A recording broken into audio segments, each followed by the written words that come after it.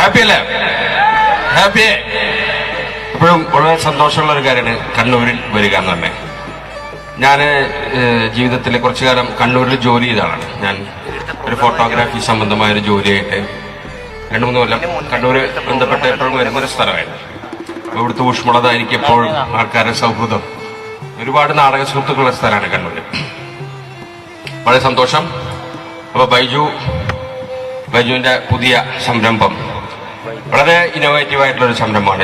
ഞാൻ തൃശ്ശൂർ ഒരു നാടകപ്രവർത്തകനാണ്. ഇപ്പൊ സിനിമ എന്ന് പറയുന്ന നമുക്കൊരു അഡ്രസ് ഇപ്പൊ കിട്ടിയതാണ്. അപ്പൊ നാടകപ്രവർത്തനമായിരുന്നു എപ്പോഴും. അപ്പോൾ ഞങ്ങൾക്ക് അവിടെ ഒരു രംഗചേതന എന്ന് പറഞ്ഞൊരു തിയേറ്റർ ഗ്രൂപ്പ് ഉണ്ട്. അപ്പൊ അതിൽ സൺഡേ തിയേറ്റർ എന്ന് പറഞ്ഞിട്ട് അതിൻ്റെ ഒരു വേറെ സെക്ഷൻ ഉണ്ട്.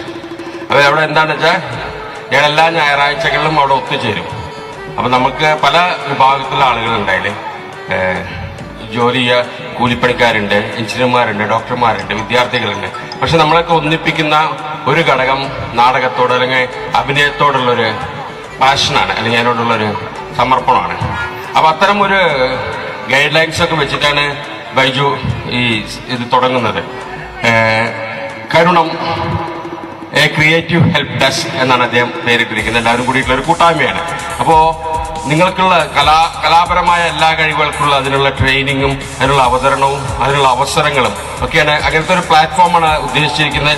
വളരെ ദീർഘദൃഷ്ടിയോടുള്ള ഒരു, പക്ഷെ ഒപ്പം നല്ല മനസ്സാന്നിധ്യവും നല്ല സമർപ്പണവും വേണ്ട ഒരു ജോലിയാണിത്. പക്ഷെ എല്ലാവരും പറയല്ലോ, ഏത് വലിയ യാത്രയുടെയും ആദ്യത്തെ തുടക്കം ഒരു സ്റ്റെപ്പാണെന്ന്. അത്തരം ഒരു സ്റ്റെപ്പാണ് ഈ കരുണം. അപ്പോ ഞാൻ ആത്മാർത്ഥമായി നിങ്ങൾക്ക് എല്ലാവർക്കും വേണ്ടി കരുണത്തെ നിങ്ങളുടെ മുന്നിലേക്ക് സമർപ്പിക്കുകയാണ്. നിങ്ങളിത് ഏറ്റെടുക്കണം, ഇതിൽ പങ്കെടുക്കണം, നിങ്ങളിത് വളർത്തി വലുതാക്കണം. ഇത് നിങ്ങളെ കൂടി ഒരു ഇടമാണ്, നിങ്ങളുടെ കൂടി ഒരു പ്ലാറ്റ്ഫോമാണ്, നിങ്ങളുടെ കൂടി ഒരു വേദിയാണ്. അപ്പോൾ സന്തോഷം. ഏതായാലും ഞാൻ പറഞ്ഞില്ലേ, നാടകം അപ്പൊ എപ്പോഴും നിങ്ങൾ ഈ സർഗാത്മക പ്രവർത്തനങ്ങളിൽ ഏർപ്പെടും. ഞാൻ സിനിമ ഇത് ആണെങ്കിലും സിനിമ ഞാൻ പറഞ്ഞതുപോലെ ഇപ്പൊ പെട്ടെന്ന് പറ്റുന്ന ഒരു അഡ്രസ്സാണ്. ഒരു 4-5 കൊല്ലം മുമ്പ് വന്ന ഒരു അഡ്രസ്സാണ് സിനിമാക്കാരെന്നുള്ളത്.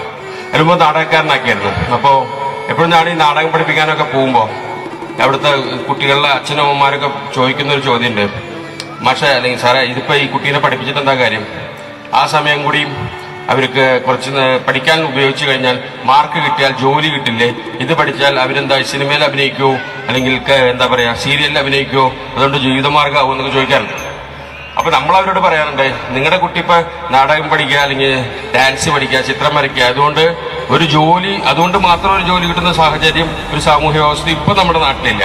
പക്ഷെ നിങ്ങളുടെ കുട്ടി ഇത് ഇത്തരം പ്രവർത്തനങ്ങളിൽ കൂടി കടന്നുപോയാൽ, നാടകമോ സിനിമ പഠിക്കലും കളി പഠിക്കുകയൊക്കെ ചെയ്തു കഴിഞ്ഞാൽ അവർ വളർന്നു വലുതാവുമ്പോൾ അവരൊരു പക്ഷെ ഒരു ഡോക്ടറാവാം, എഞ്ചിനീയർ ആവാം, അല്ലെങ്കിൽ ഒരു ഗവൺമെന്റ് ഉദ്യോഗസ്ഥനാവാം. അവർ നല്ലൊരു ഡോക്ടറായിരിക്കും, നല്ലൊരു എഞ്ചിനീയർ ആയിരിക്കും, നല്ലൊരു ഗവൺമെന്റ് ഉദ്യോഗസ്ഥനായിരിക്കും. കുറച്ചുകൂടി നല്ല മനുഷ്യത്വമുള്ള മനുഷ്യന്മാരാവും. ആൾക്കാരോട് സംസാരിക്കാൻ ഒരാൾ പറയുമ്പോൾ വളരെ അവരെ മനസ്സിലാക്കാൻ കഴിയുന്ന ഒരാളായിരിക്കും. അപ്പൊ നമ്മുടെ എല്ലാ സർഗാത്മക പ്രവർത്തനങ്ങളെയും ബേസിക്കായിട്ടുള്ള കാര്യം ഇത്രയല്ലോ, നമ്മൾ കുറച്ചുകൂടി നല്ല മനുഷ്യനാവുക. എപ്പോഴും പറയില്ല, കല മനുഷ്യ മനസ്സിലെ കറുപ്പിനെ മാറ്റാനുള്ള ഒരു ഉപാധിയാണെന്ന് ഏതൊരു മഹാൻ പറഞ്ഞിട്ടുണ്ട്. അത് വളരെ സത്യമാണെന്ന് വിശ്വസിക്കുന്ന ഒരു ജീവിതമാണ് നമ്മുടെയൊക്കെ. അപ്പോ അത്തരം പ്രവർത്തനങ്ങൾക്ക് ഒരു വേദിയാണ് ഇപ്പോ ബൈജു ഇങ്ങനെ ഇത് കരുണം എന്ന് പറയുന്ന ഇത്തരം ഒരു സ്ഥാപനത്തിലൂടെ, ഇത്തരം ഒരു പ്ലാറ്റ്ഫോമിലൂടെ ഉദ്ദേശിക്കുന്നത്. വളരെ നല്ലൊരു പ്രവൃത്തിയാണ്. അപ്പൊ നിങ്ങൾ മാക്സിമം യൂസ് ചെയ്യണം. അപ്പൊ അത്രേ പറയാറുള്ളൂ. കൂടുതൽ സന്തോഷം വളരാൻ സാധിച്ചതിൽ, എല്ലാവരും കാണാൻ സാധിച്ചതിലും വളരെ സന്തോഷം. നന്ദി. ഇനി ഞാൻ പാട്ട് പാടാനൊക്കെ പറയാറുണ്ട്. പക്ഷെ പാട്ട് പാടാൻ വളരെ ശ്രമിച്ചിട്ട് നടക്കാറില്ല. ഞാനൊരു കാര്യം ചെയ്യാം, എന്റെ സിനിമയിൽ 1-2 സിനിമയിലത്തെ ഡയലോഗ്സ് പറയാം. Okay, thank you. അപ്പോ ആമേൻ എന്ന സിനിമയിലെ ഒരു ഡയലോഗ് പറയും. അതിന് കപ്പിയാരായിട്ട് ഞാൻ അഭിനയിക്കുന്നത് അവിടെ ഈ ഫഹദ് ഫാസിലിന്റെ ഒരു ക്യാരക്ടറിനെ അയാളെ എന്താ പറയാ ചെയ്യുന്നൊരു ഭീഷണിപ്പെടുത്തുന്ന ഒരു സന്ദർഭമുണ്ട്. സിനിമ കണ്ടവർക്ക് അറിയാം. അപ്പൊ ആ ഒരു ഡയലോഗ് വെയിറ്റ് ചെയ്യാൻ നോക്കാം. ഓക്കെ, അത് ഏകദേശം ഇങ്ങനെയാണ്. പള്ളി വിലയ്ക്ക് എന്താ സംഭവിക്കുക എന്നറിയോ? 1 മണി അരി കിട്ടില്ല, 1 തുള്ളി വെള്ളം കിട്ടില്ല, രാഖി രാമായണ സ്ഥലമിടേണ്ടി വരും അമ്മയും പിള്ളേരും. പുണ്യാളനെ അവിടെ ഇരിക്കുകയുള്ളോ. ഇവിടെ കാര്യങ്ങൾ തീരുമാനിക്കണേ അച്ഛനും പിന്നെ ഈ കപ്പിയാരുവാ. ഓക്കെ, വേറൊരു സിനിമയാണ് ഞാൻ അഭിനയിച്ചൊരു സിനിമയാണ് ഇമ്മാനുവൽ. അപ്പോൾ ഇമ്മാനുവലിലെ ഈ ജോസഫ് എന്ന് പറഞ്ഞ കഥാപാത്രം വളരെ ഇൻസ്പിറേഷൻ ആയിട്ടുള്ള ഒരു ഡയലോഗ് എന്ന് പലപ്പോഴും ആൾക്കാർ കാണുമ്പോൾ പറയാറുണ്ട്. അതായത് ഈ ഇമ്മാനുവൽ എന്ന് പറഞ്ഞ മമ്മൂക്ക ചെയ്യുന്ന ക്യാരക്ടറിന്റെ പല സന്നിഗ്ധ ഘട്ടങ്ങളിലും വന്ന് സഹായിക്കുന്ന ഒരു ക്യാരക്ടറാണ്. അപ്പൊ അയാള് ഇമ്മാനുവലിനോട് പറയുന്ന ഒരു ഡയലോഗ് ഉണ്ട്. അത് ഏകദേശം ഇങ്ങനെയാണ്. ഇമ്മാനുവല്ലേ, ജീവിതം എന്ന് പറഞ്ഞാൽ അത്രയേ ഉള്ളൂ. എല്ലാ വെളിച്ചവും കെട്ടടങ്ങി കഴിയുമ്പോഴും ഉമ്മക്ക് വേണ്ടി കത്തുന്ന ഒരു മെഴുകുതിരി എവിടെയെങ്കിലും ഉണ്ടാവും, അത് കണ്ടെത്തണം, അത്രേ ഉള്ളൂ. അപ്പൊ അത് ഓർക്കുക. നമ്മൾ പല പല സന്നിഗ്ധ ഘട്ടങ്ങളിലൂടെയും പല പല സംഘർഷങ്ങളിലൂടെയൊക്കെ ജീവിതത്തിൽ കടന്നു പോകുമ്പോഴും ഇത് ഓർക്കുക. എല്ലാ വെളിച്ചവും കെട്ടിക്കിടങ്ങി കഴിയുമ്പോഴും നമുക്ക് വേണ്ടി കത്തുന്ന ഒരു മെഴുകുതിരി എവിടെയെങ്കിലും ഉണ്ടായിരിക്കുക, അത് ഓർക്കുക. വളരെ സന്തോഷം.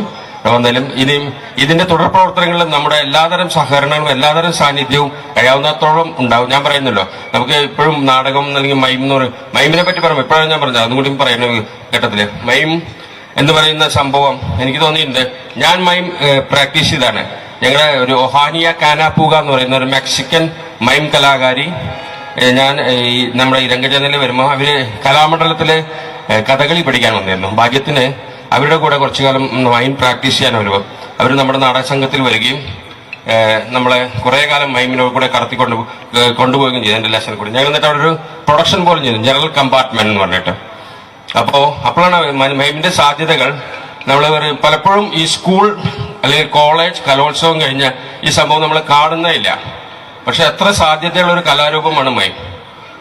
അതിനു വേണ്ടി ഒരു ഈ പ്രാവശ്യത്തെ മൈമിനെ കോൺസെൻട്രേറ്റ് ചെയ്തായിരുന്നു എന്ന് സന്തോഷം.